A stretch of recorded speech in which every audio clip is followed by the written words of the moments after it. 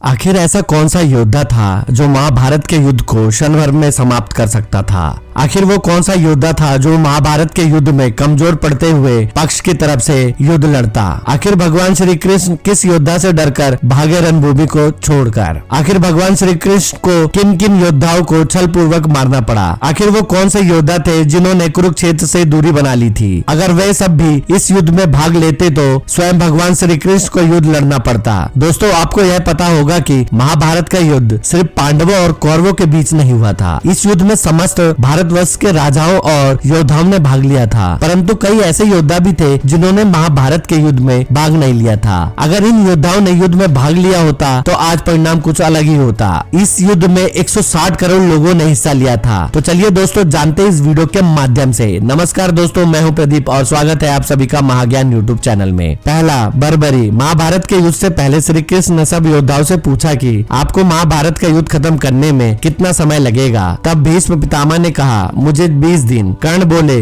मुझे 24 दिन एवं अर्जुन बोले 28 दिन में महाभारत का युद्ध खत्म कर देंगे। तो फिर वहाँ पर खड़े बर्बरी ने कहा, मैं युद्ध सिर्फ एक पल में खत्म कर दूंगा। यह सुनकर श्री कृष्ण को बहुत आश्चर्य हुआ। तब कृष्ण ने पूछा, कैसे? फिर उन्होंने अपनी वीरता का एक छोटा सा प्रदर्शन दिखाया। श्री कृष्ण ने कहा कि ये जो पेड़ देख रहे हो, इसके सभी पत्तों को छेद कर दिखाओ। ऐसा सुनते ही उसने अपना एक तीर चलाया जो कि एक एक करके सभी पत्तों को छेदने लगा। तभी श्री कृष्ण ने एक पत्ता अपने पैरों के नीचे दबा लिया। तब वह तीर कृष्ण के पैरों के पास आया और घूमने लगा, जिसे देखकर बर्बरी ने कहा, प्रभु आपके पैरों के नीचे एक पत्ता दबा हुआ है, कृपया अपना पैर हटा ले। मैंने तीर को पत्ते छेदने की अनुमति दी है, आपके पैरों को नहीं। जब भगवान श्री कृष्ण ने उनसे जवाब पूछा कि तुम किसकी ओर से युद्ध लड़ोगे, तब बर्बरी ने कहा, जिसकी सेना कमजोर होगी मैं उसकी तरफ से युद्ध लड़ूंगा। यह सब देखकर श्री कृष्ण चिंता में पड़ गए। दूसरे दिन वे ब्राह्मण का वेश धारण करके बर्बरी के शिविर में पहुंचे और उनसे दक्षिणा मांगी। तब बर्बरी ने कहा, मांगो ब्राह्मण, क्या मांगना चाहते हो? तब भगवान श्री कृष्ण ने उनसे उनका सर देने को कहा और बर्बरी अपना सिर उन्हें देने को राजी हो गए। और बाद में उन्हें पता चल गया कि वह श्री कृष्ण है। उन्होंने उनसे सिर्फ एक बात कही कि उन्हें भी पूरा महाभारत का युद्ध देखना है, जिससे भगवान श्री कृष्ण ने उनका सर वहाँ की सबसे ऊंची पर्वत की चोटी पर ले जाकर रख दिया। फिर उन्होंने पूरा महाभारत का युद्ध देखा। जिस जगह उनका सर रखा उस जगह को खाटू कहने लगे और वर्तमान समय में वे खाटू श्याम के नाम से जाने जाते हैं। दूसरा, एकलव्य। एकलव्य बहुत बड़ा धनुर्धर और पराक्रमी योद्धा था। उसका अंगूठा न होने के पश्चात भी वह धनुर्विद्या में प्रांगत था।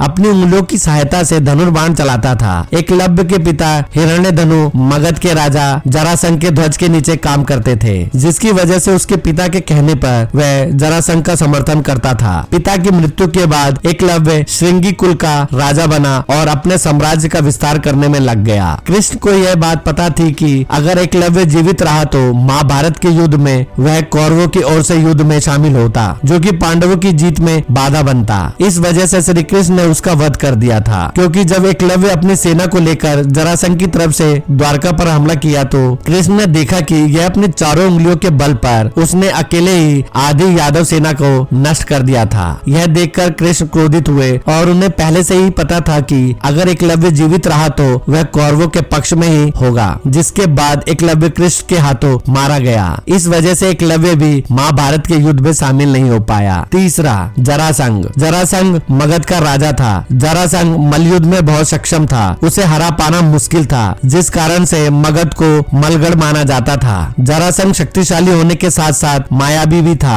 उसे कई देवताओं से वरदान भी मिले थे। उसे युद्ध में पराजय करना बहुत मुश्किल था। वह श्री कृष्ण का बहुत बड़ा शत्रु भी था, जिस वजह से महाभारत के युद्ध में वह दुर्योधन की तरफ से युद्ध लड़ता। यह बात श्री कृष्ण को पहले से ही पता थी। इस वजह से श्री कृष्ण ने जरासंध का वध भीम के हाथों युद्ध से पहले ही करवा दिया था, जिस वजह से वह भी युद्ध में भाग नहीं ले पाया। चौथा, काल्यवन। काल्यवन उस समय का बहुत बड़ा योद्धा था। जरासंध ने द्वारका पर 18 बार चढ़ाई की, जिसमें वह 17 बार निष्फल हुआ था और 18वीं बार काल्यवन की सहायता से उसने मथुरा नरेश को युद्ध के लिए ललकारा था। जब श्री कृष्ण ने उनका प्रस्ताव स्वीकार किया तब उन्होंने कहा, युद्ध में सिर्फ मैं और काल्यवन ही होंगे, सेना नहीं लड़ेगी। काल्यवन राजी हो गया और जब कृष्ण और काल्यवन रणभूमि में पहुंचे तब कृष्ण रणभूमि छोड़कर भागने लगे और काल्यवन उनका पीछा करता रहा। भागते भागते श्री कृष्ण एक गुफा में पहुंचे जहां इक्ष्वाकु वंश के एक राजा के पुत्र मुचुकुंद सो रहे थे। काल्यवन को लगा कि वहां श्री कृष्ण सो रहे हैं तो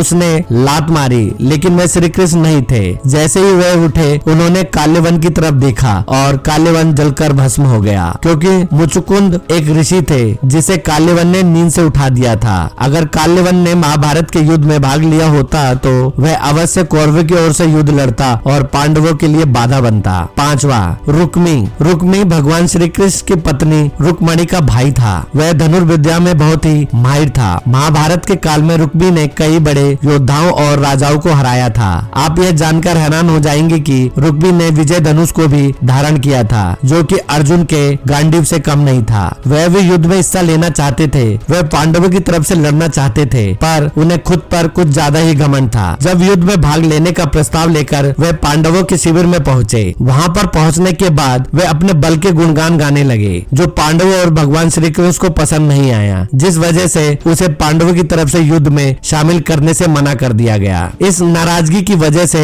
उसने कौरवों की तरफ से युद्ध लड़ना चाहा और वहां कौरवों के पास जाकर दुर्योधन के सामने कौरवों की तरफ से युद्ध लड़ने का प्रस्ताव रखा। वहां जाकर भी उन्होंने अपने गुणगान गाने लगे, जो दुर्योधन को पसंद नहीं आया, इसलिए दुर्योधन ने भी उन्हें युद्ध में शामिल करने से मना कर दिया। इसी वजह से रुक्मी महाभारत के युद्ध में भाग नहीं ले पाया। छठा, बलराम। बलराम भगवान श्री कृष्ण के बड़े भाई थे। उन्होंने भी महाभारत के युद्ध में भाग नहीं लिया था। उनका यह मानना था कि महाभारत का युद्ध पांडवों और कौरवों के बीच का युद्ध है। बलराम ने ही भीम और दुर्योधन को गदा विद्या सिखाई थी। जब महाभारत का युद्ध शुरू हुआ तब बलराम तीर्थ यात्रा पर निकल गए थे, जिससे बलराम ने युद्ध में हिस्सा नहीं लिया। अगर बलराम युद्ध में हिस्सा लेते तो महाभारत का युद्ध बहुत जल्द समाप्त हो जाता। बलराम बहुत शक्तिशाली थे। वे अपने हल से ही पूरी सेना का नाश करने का बल रखते थे। सातवां, प्रद्युम्न। प्रद्युम्न भगवान श्री कृष्ण और रुक्मणी के पुत्र थे। वह भी श्री कृष्ण की तरह बुद्धिमान एवं बलवान थे। वह पांडवों के मित्र एवं कौरवों के शत्रु थे। वह हमेशा धर्म के साथ खड़े होते थे।